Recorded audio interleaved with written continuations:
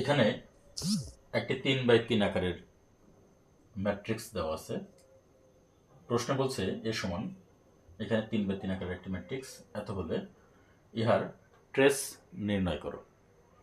এখন আমাদের প্রশ্ন হলো যে কোন একটা ম্যাট্রিক্সের ট্রেস বলতে কি বুঝি, এটা আমাকে আগে জানতে হবে। কোন একটা ম্যাট্রিক্সের ট্রেস হলো ওই ম্যাট্রিক্সে প্রধান কর্ণ বরাবর যে ভুক্তিগুলি রয়েছে বা এন্ট্রিগুলি রয়েছে সেগুলোর যোগফলই ওই ম্যাট্রিক্সের ট্রেস।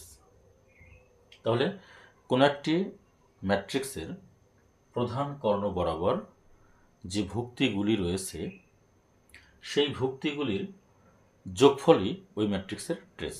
সো আমরা এখানে লিখতে পারি ট্রেস অফ এ, এটা সমান, তাহলে এই ম্যাট্রিক্সের প্রধান কর্ণ হলো এটা,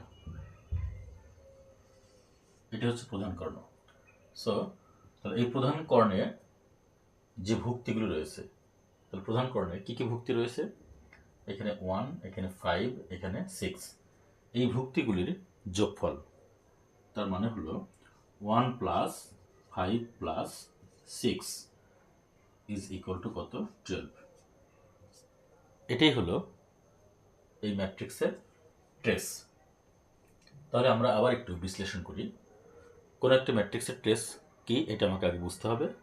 এরপরে যদি কখনো প্রশ্ন করা হয় কোন একটা ম্যাট্রিক্স দিয়ে দিল, অবশ্যই এখানে একটা বিষয় মাথায় রাখতে হবে যে এই প্রশ্নগুলো 3x3 আকার অথবা 2x2 আকার অথবা 4x4 আকার। দ্যাট মিনস বর্গ ম্যাট্রিক্স, যেগুলো যে ম্যাট্রিক্সগুলো হচ্ছে বর্গ ম্যাট্রিক্স, সেই ম্যাট্রিক্সের ক্ষেত্রেই এই ট্রেসগুলো চাওয়া হয়। তাহলে কোনো একটি ম্যাট্রিক্সের ট্রেস আমরা যদি প্রশ্নে পাই, তাহলে আমরা কি করব, ওই ম্যাট্রিক্সে প্রধান যে কর্ণ রয়েছে, আর প্রধান কর্ণটা হলো কি, যে কোনো একটা ম্যাট্রিক্সের প্রথম কলাম এবং প্রথম সারিতে অবস্থানকৃত যে ভুক্তি রয়েছে সেই ভুক্তি বরাবর যে কর্ণ।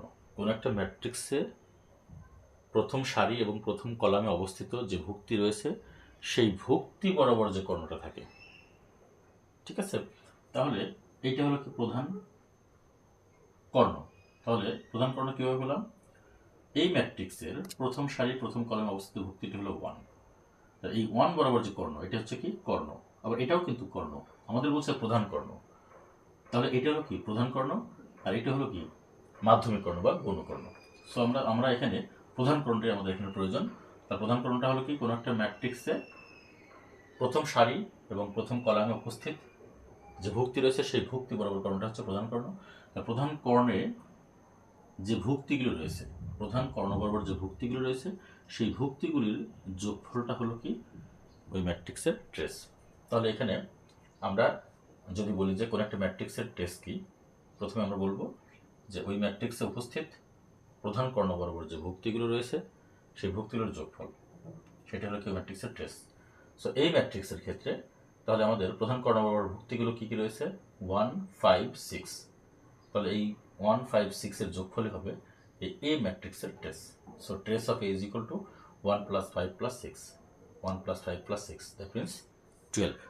তো এভাবে কিন্তু আমরা কোনো একটা ম্যাট্রিক্সের ট্রেস নির্ণয় করতে পারি। তো ম্যাট্রিক্সের ট্রেস নির্ণয়ের ক্ষেত্রে আমাদের অবশ্যই দুটি বিষয় খুব ভালো মতো খেয়াল রাখতে হবে। একটি হলো কি প্রধান কর্ণ জিনিসটা কি, আর হচ্ছে কি প্রধান কর্ণে উপস্থিত যে ভুক্তিগুলি কী কী রয়েছে, এই দুটি বিষয় আমাদের চিনতে হবে। প্রধান কর্ণটা কি আর প্রধান কর্ণে উপস্থিত যে ভুক্তিগুলো রয়েছে এই দুটি বিষয় আমাদের খেয়াল রাখতে হবে। আর সর্বশেষ যে বিষয়টি সেটি হলো কি ওই ভুক্তিগুলোর যোগফল। তার মানে আমরা বলতে পারি যে তিনটি অংশ। আগে প্রধান কর্ণটা আমাকে চিনতে হবে, এবং প্রধান কর্ণে অবস্থিত যে ভুক্তিগুলো সেগুলো আমাদের চিনতে হবে, এবং এই ভুক্তিগুলোর যোগফলটা আমাকে বুঝতে হবে। এই তিনটি বিষয় আমরা যদি ভালো মতো জানি, তাহলে আমরা কোনো একটা ম্যাট্রিক্সের টেস্ট খুব ভালো মতো আমরা করতে পারবো। এবং এগুলো কিন্তু আমাদের শুধুমাত্র আমাদের একাডেমিকের ক্ষেত্রেই আমাদের ইম্পর্টেন্ট না, এগুলো আমাদের বিশ্ববিদ্যালয় ভর্তি পরীক্ষার ক্ষেত্রে কিন্তু এই টেস্টটা কিন্তু আসে। এছাড়া আমাদের বিভিন্ন চাকরি বাকরি পরীক্ষা যেগুলো রয়েছে সেক্ষেত্রে কিন্তু ম্যাথমেটিক্স রিলেটেড বা ম্যাট্রিক্স নির্ণয় যদি কোনো সিলেবাস থাকে সেক্ষেত্রে কিন্তু এই প্রশ্নগুলো কিন্তু চলে আসে। এই জন্য আমরা এই বিষয়গুলো খুব ভালো মতো খেয়াল রাখবো। তো সেম ওয়েতে আমরা যদি এখানে আরেকটি যদি আমরা এখানে ম্যাট্রিক্স আমরা উপস্থাপন করি, সাপোজ আমি এখানে বললাম যে এখানে -1, 2, 4, 3, -4 6 1 2 3, তাহলে এই ম্যাট্রিক্সের ট্রেস কত হবে? সো আমরা এখন এই ম্যাট্রিক্সের ট্রেস নিতে পারি। এখানে প্রথমে হলো কি -1, এরপরে প্লাস, যদি প্লাস আমরা দেই তাহলে আমাদের এখানে আমার মাইনাস আছে, তাহলে মাইনাস প্লাস গুণ করে আমাদের মাইনাসে হয়ে যাবে। এরপরে কত +3, তার মানে আমাদের এখানে আনসারটা কত আসবে? এখানে আমাদের -1 -4 -5 +3, তার মানে হচ্ছে -2। তাহলে এই ম্যাট্রিক্সের টেস হবে কত? -2। আমরা যদি এটাকে ছোট আকারে নিয়ে যাই তাহলে আমাদের যদি বল এই ম্যাট্রিক্সের টেস কত, সেক্ষেত্রে কি হবে? আমাদের এখানে 2/2 চলে আসছে, সো আমাদের এটা বাদ যাবে। এটি ইজ ইকুয়াল টু কত হবে? মাইনাস কত? 5।